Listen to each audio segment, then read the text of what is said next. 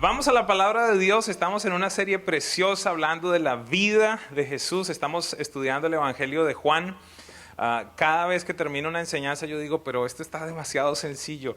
Y qué bueno que para mí es sencillo, porque entonces ahí es donde el Espíritu Santo obra. Y cada fin de semana creo que nos ha sorprendido de una manera impresionante. Ayúdeme a alguien. ¿Cómo se llama la enseñanza del día de hoy? No se llama Yo lo vi. Y no hay nada peor que 200 latinos hablando. Por favor, cállense. La enseñanza del día de hoy se llama, es una pregunta, ¿verdad? ¿Lo invitarías a tu boda? Pregúntele al del lado, ¿lo invitarías a tu boda? Y déme unos minutitos y le voy a tratar de explicar a qué me refiero. Vamos en este proceso de la vida de Jesús y llegamos a una bella historia. Y más que una historia, yo creo que es un momento crítico en la vida de Jesús. Crítico no significa mala.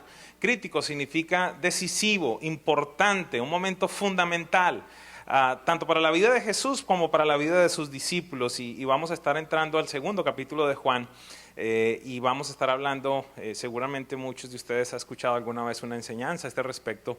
Vamos a estar hablando de la boda en Caná de Galilea.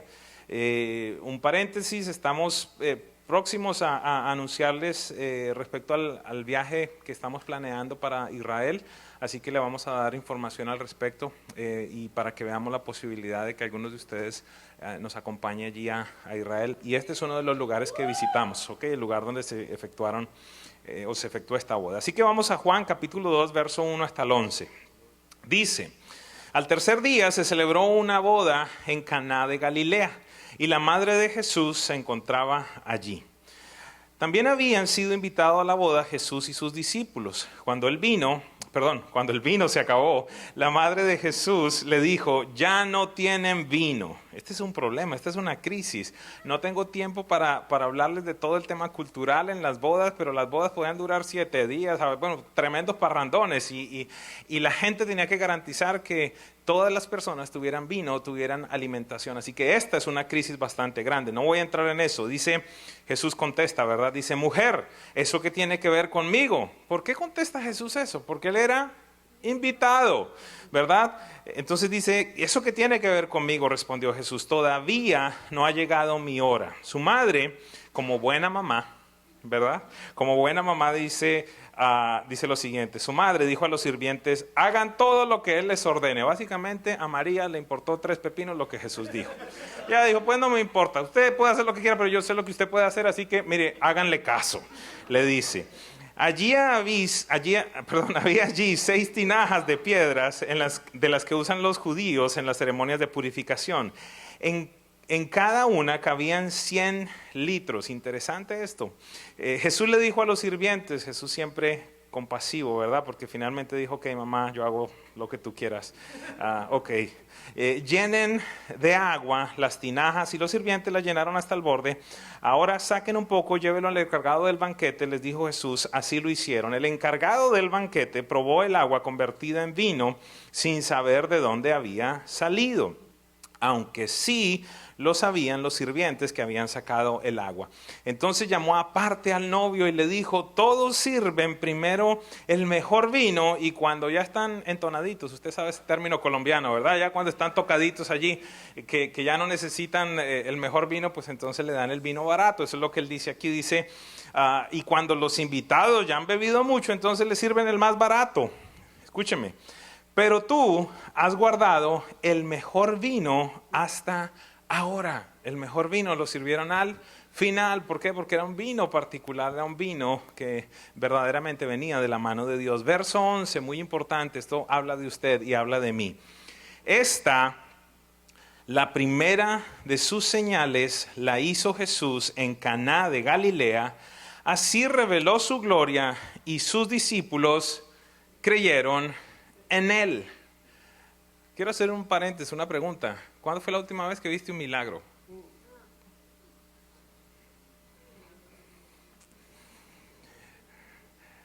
Los milagros tienen un propósito. Así que si en tu vida no se manifiestan milagros, vamos a tratar de mirar si es factible que esté pasando lo que sucedió aquí en esta boda. Hay tanto que se puede predicar de esta hermosa historia, hay tantas preguntas que se pudieran plantear. Yo creo que acá hay personas que pudieran predicar literalmente de esto, yo no sé, 50, 60, 80, 100 enseñanzas totalmente diferentes. Pudiera irme por evangelismo, por tantas cosas, pero yo voy a tratar de ser lo más simple, pero a la vez quisiera que generara algunos cuestionamientos en nosotros. Quiero invitarles que como familias tomemos decisiones importantes al aprender las lecciones de lo sucedido en esta boda. No puedo empezar esta mañana sin hacer énfasis en algo. Escúcheme, es muy importante. De todos los eventos sociales, de todas las personas, de todas las circunstancias que Jesús vivió, escogió empezar su ministerio y realizar su primer milagro en un evento en particular. Es decir, Jesús no escogió el templo, por ejemplo, que hubiese sido un muy buen lugar, ¿no le parece? ¿Por qué razón? Porque pues supuestamente en ese lugar se tendrían que manifestar el poder de Dios, los milagros, pero no escogió el templo. No escogió una sinagoga, aunque la Biblia nos dice que también visitaba las sinagogas. No escogió hacerlo en una visita a un negocio, por ejemplo, como cuando fue a visitar el negocio de Pedro. ¿Recuerda que lo hizo? Fue y se le metió en el barco. No lo hizo de esa manera. Escuchen, no escogió un entierro. Jesús también estuvo en entierros. Y aunque manifestó su poder y su gloria en uno de los entierros, lo que estoy hablando es que el primero no fue allí. ¿Tengo su atención? Tampoco escogió hacer su primer milagro en una cruzada evangelística de las que hizo o en uno de los viajes misioneros. Tampoco lo hizo en una reunión de discipulado que comúnmente tenía. Escogió hacerlo en la celebración del acto más importante entre un hombre y una mujer, vuelvo a repetir, entre un hombre y una mujer, nacidos biológicamente así, y si tiene alguna duda, mire para abajo y ahí todas las dudas se le van a ir de cuál es el género que usted tiene, ¿verdad? Entre un hombre y una mujer para Dios en la tierra, es decir, en un matrimonio. Nos debería llamar la atención el hecho de que Jesús escogió un matrimonio para hacer su primer milagro, dice allí, para manifestar su gloria y para que eso generara que los discípulos creyeran en él. Creo que empezando la enseñanza podemos llegar a la primera conclusión, y escúchenme y agárrense los cinturones, por favor, los que están casados.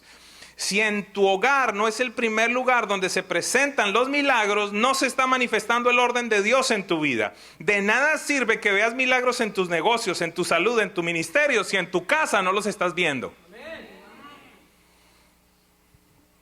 Buenos días. ¿Por qué razón? Porque todo nace en el hogar. Por eso la gran distorsión que tenemos en el planeta Tierra, por eso todas las opciones supuestamente que ahora se plantean. ¿Por qué razón? Porque es el mismo corazón de Satanás queriendo duplicar, reproducir una verdad de Dios, pero él la distorsiona, obviamente. ¿Porque qué hemos aprendido? Porque él es padre de mentira. Así que, ¿por qué no nos preguntamos cuáles son los últimos milagros o cuál es el último milagro que se ha manifestado primeramente en mi hogar? ¿Por qué razón? Porque Jesús escogió un matrimonio para hacer su primer milagro, para empezar su ministerio. Debería eso traernos conciencia de la importancia de la familia. ¿Cómo podemos entonces garantizar que en nuestro hogar vamos a ver la manifestación sobrenatural de Dios? Quiero plantearle algo. Asegurémonos de hacer lo que hicieron las personas en esta boda. ¿Está bien? Vamos a aprender 3 cosas sencillas esta mañana. Recuerde, esta no es una prédica profunda, no le voy a hablar de los cántaros, de la purificación, no le voy a hablar de nada de eso, le voy a hablar de algo sencillo. Primero, ¿qué es lo primero que tenemos que hacer para manifestar, para garantizar la manifestación de la gloria de Dios en nuestros hogares? Hacer lo que hicieron ellos. Al tercer día se celebró una boda en Caná de Galilea, la madre de Jesús se encontraba allí. También habían sido invitados a la boda Jesús y sus discípulos. Esto puede sonar demasiado sencillo. Wow, viene a una iglesia pero no predican mucho. Vamos a ver. La pregunta que quiero plantearte es, ¿ya has invitado a Jesús a tu casa? Años atrás se lanzó una película que en inglés se llama Wedding Crashers. No sé si alguien se acuerda. Muy bien. En esta película se veía un par de jóvenes que vivían apareciéndose a matrimonios que no habían sido invitados. Ese es el término en inglés, wedding crashers. No, yo no creo que en español haya un término así. En colombiano uno diría, estos son sapos que van a matrimonio. No los han invitado, no los han invitado y allí llegan. Así dicen en Colombia, ¿verdad? Entonces estos tipos no habían sido invitados al matrimonio, pero llegaban, comían gratis, bebían gratis, conseguían novias, pero al final los echaban de allí. ¿Por qué razón? Porque no habían sido invitados. Quiero dejarte saber algo esta mañana. Jesús no es un wedding crasher.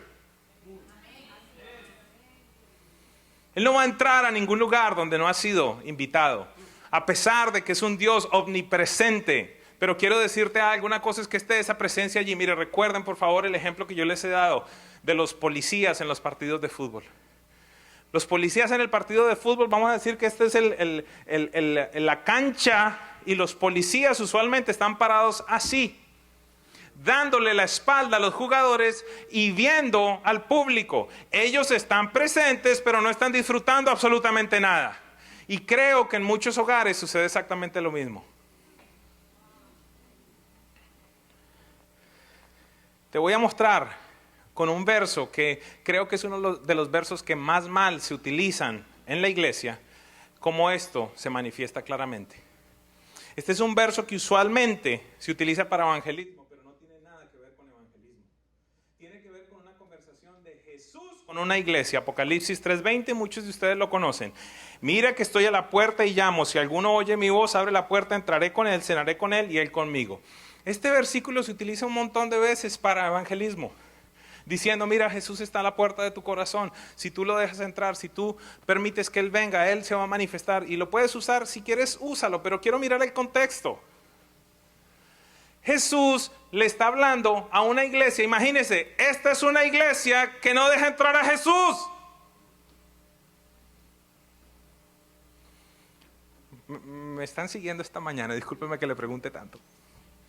Es impactante, esta es una de las cartas a las iglesias y Jesús está diciendo, ¿sabes qué? Yo sé que ustedes son unas iglesias, yo sé que ustedes hacen cosas que tienen mi nombre, yo sé que ustedes han emprendido muchas cosas, pero quiero decirte algo, estoy aquí a la puerta tratando de que me dejen entrar. ¿Será que está ocurriendo lo mismo en nuestros hogares? Alguno me puede decir este día, pero yo recibí a Jesús en mi corazón. Otro pudiera decir, a mí me casó un pastor. Quizás otro puede decir, yo tengo un cuadrito que dice Jesús es el Señor en la entrada de mi casa. Esta de Apocalipsis era una iglesia a la cual Jesús le dice, hey, yo estoy aquí a la puerta, llamando.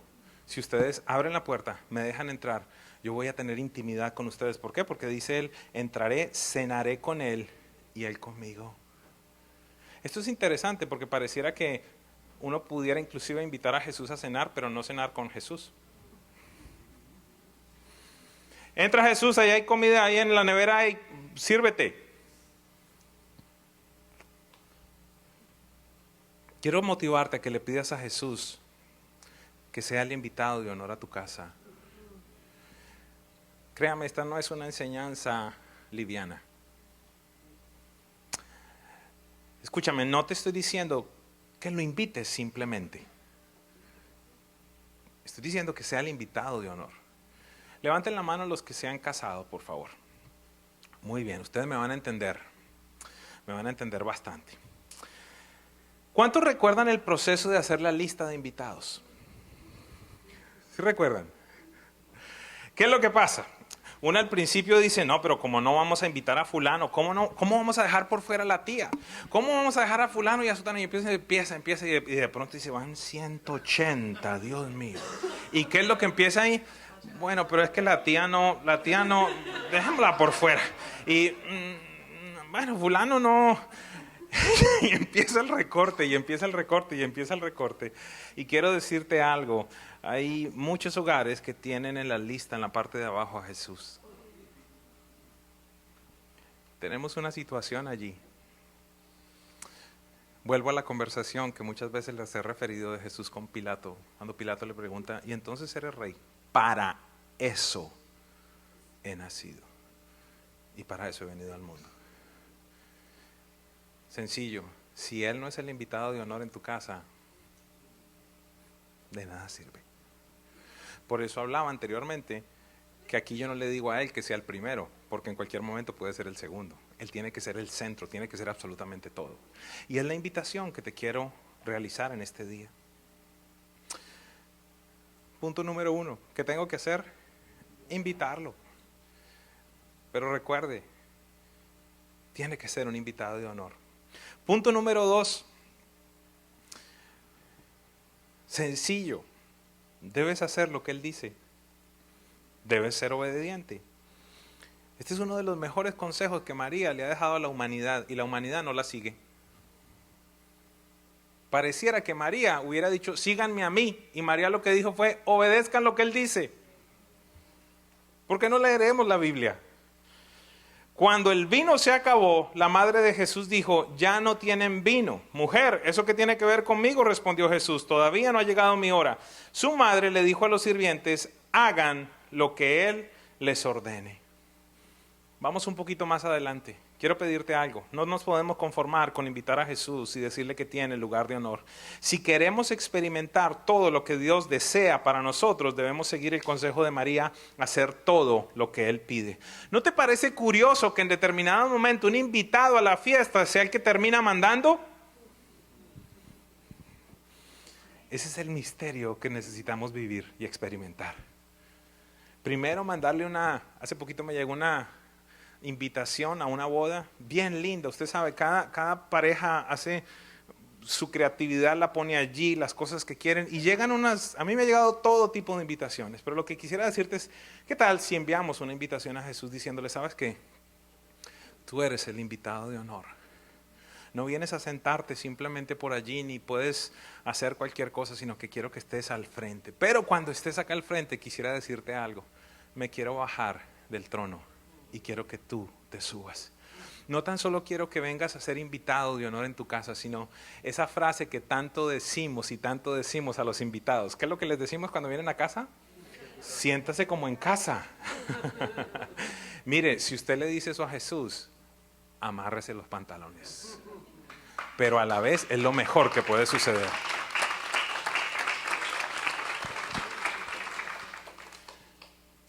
¿Qué tal si como familia le pudiéramos decir a Jesús, siéntete como si fuera tu casa? Es más, ¿sabes qué?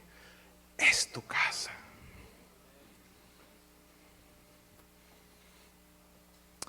Como unos 3 o 4 semanas atrás fuimos a Dallas con mi esposa y por primera vez dejamos a nuestra hija sola en casa con la abuelita. Y en la dinámica de estar ella allí, sola con su abuelita, en determinado momento, de su voluntad, mi hija tiene 2 años y medio, de su voluntad, ella se fue al lugar, y aquí voy a hacer una pregunta un poco fuerte, ella se fue al lugar donde papá y mamá tienen reservado para encontrarse con Dios en la casa. ¿Tus hijos sabes en dónde te encuentras tú con Dios? Ella a sus 2 años y medio se fue al lugar, a la alfombra, al lugar donde mi esposa compró una alfombra, unos cojines, y allí oramos a Dios. No tiene nada particular, pero lo que le hemos querido decir a Dios es, este es un lugar de representación para ti, aquí es el lugar donde vamos a venir a encontrarnos. Y ella a sus 2 años y medio va y se arrodilla y empieza a orar por tu salud, Pastor Omar. Espíritu Santo, sánalo. 2 años y medio. Quisiera preguntarte, ¿tu esposa sabe en dónde tú te encuentras con Dios? ¿O tu esposo sabe, esposa, en dónde tú te encuentras con Dios? No quiero hacer de esto un mito, que el lugar secreto allí es donde el cielo baja. No, pero quisiera preguntarte, ¿tu casa es una embajada del reino de los cielos? ¿Es un pedacito del cielo en la tierra? Porque si verdaderamente lo invitas y si verdaderamente le dices, siéntete como en casa. Mira, cuando la gente entra a mi casa, dice, ay, ¿qué pasa hay aquí? Se tiene que notar. No es un tema de poner un cuadrito.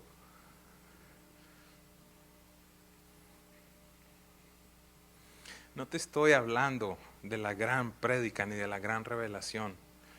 Te estoy diciendo cosas sencillas porque el Evangelio de Jesús es sencillo. Uno de mis mentores me ha enseñado algo precioso y poderoso. Si no es práctico, no es espiritual.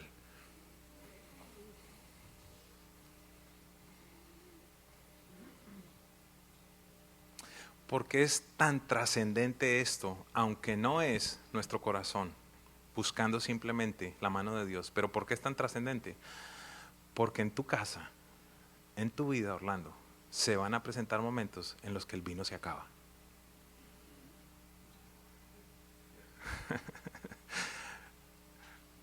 Ay, pero tan pesimista, ¿no? Realista. Van a llegar unos momentos donde las finanzas, van a llegar unos momentos donde quizás pierdes el trabajo, van a llegar unos momentos donde quizás puedes entrar en una crisis con tu esposa, van a llegar unos momentos donde, como ahora yo lo estoy viviendo, mi hija entonces está entrando en los 2 años, no lo he querido pronunciar, pero son terribles.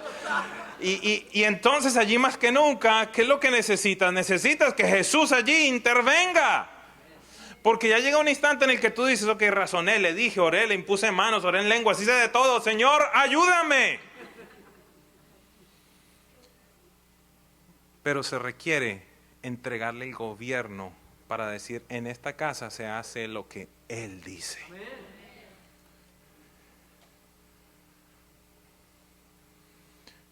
Voy a ampliar un momentito, no pensaba hablar de esto, pero voy a ampliar un momentito de algo que es súper interesante. No sé si recuerda cuántas tinajas había. 6. Permítame empezar aquí a disertar sobre esto. En el 6º día Dios creó al hombre. Vamos a decir que esa es una representación del ser humano entonces. Y creo que es una representación del ser humano. ¿Por qué razón? Porque eran unas tinajas de piedra, de barro, duras por fuera y vacías por dentro. Y Jesús da una orden sencilla. Échenle palabra, échenle agua. Esa es la representación de la palabra en la Biblia. Y sabes algo, los sirvientes, ¿quiénes somos? Somos nosotros. Él los está diciendo, sabes que ustedes tienen que obedecerme. Sobre toda situación de dureza, sobre toda situación donde hay algo vacío, donde no hay nada, entonces échenle palabra y tranquilos, no se preocupen porque yo voy a ser el que la convierte en vino.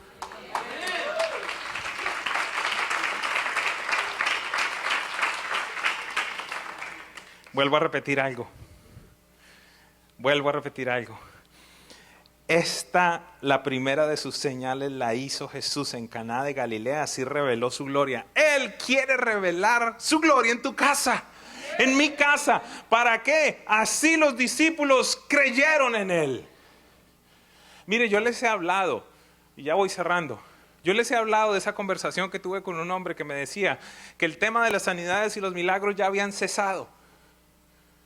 Y él me decía, ya eso quedó ahí en la Biblia, eso era simplemente para los apóstoles, para Jesús. Y yo le decía, mira, yo te respeto, tú has estado en la iglesia, tú amas a Dios, tú donas un montón de plata a tu iglesia, pero quiero decirte algo, nadie me puede negar lo que yo he visto. Yo le decía, si quieres vamos a hablar con mi cuñada, le decía yo. Mi cuñada vive cerca de acá, estábamos en un hotel y le decía, vamos a hablar con ella. Tú me vas a negar entonces ahora que ella estuvo 10 meses paralítica. Tú me vas a negar el derrame que tuvo, la mano como la tenía, la pierna como la tenía, su boca, todo, que no podía leer, que no podía hacer nada, que no tenía control en los esfínteres, que se hacía pipí, que se hacía popó. Me vas a negar eso, que delante de mis ojos Dios me ordenó que orara por ella y delante de mis ojos ella recobró absolutamente toda la movilidad. Lo primero que dijo fue, tengo ganas de ir al baño. ¿Me vas a negar eso?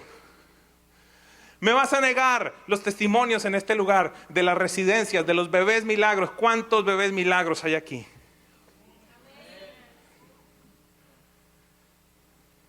Pero si tú no has experimentado esas intervenciones de Dios, si tú no has experimentado el vino de Jesús, no vas a creer en Él. Va a ser una teoría. Va a ser un plan más para los domingos. Para ti sería lo mismo ir a cine el domingo que venir aquí. Quizás te va mejor en otro lado porque te hacen reír más.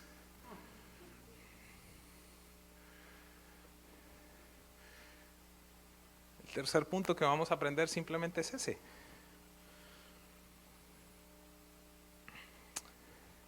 Juan 2:10 dice, y él le dijo, todos sirven primero el mejor vino, y cuando los invitados ya han bebido mucho, entonces sirven el vino más barato. Pero tú has guardado el mejor vino hasta ahora. Quiero anunciarte que si tú cumples las primeras 2 instrucciones a cabalidad, lo mejor de tu vida está por venir. Lo mejor de tu vida está por venir.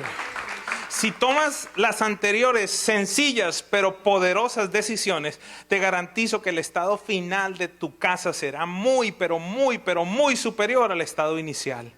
Si tú piensas, y en este lugar hay personas que piensan que han tenido una buena vida, un buen matrimonio, unas buenas finanzas, quiero decirte que una vez que tú tomes esta decisión, vas a vivir algo asombroso. No sé, yo quería la verdad, pero no pude.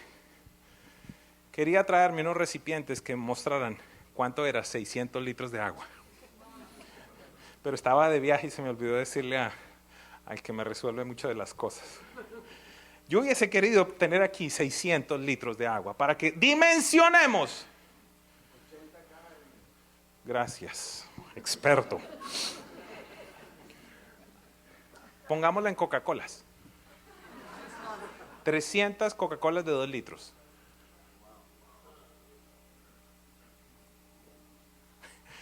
Jesús dice, llénenlas de agua. En esa orden había el mismo poder que escucharon los peces o el mar cuando Jesús le dijo, ¡cállate! ¡Silénciate! Esta mañana lo leía. La respuesta de los discípulos, ¿quién es este que aún el viento y el mar le obedecen? Ese es el que quiere entrar a tu casa y ser el que reina, para que puedas experimentar lo mejor de Dios.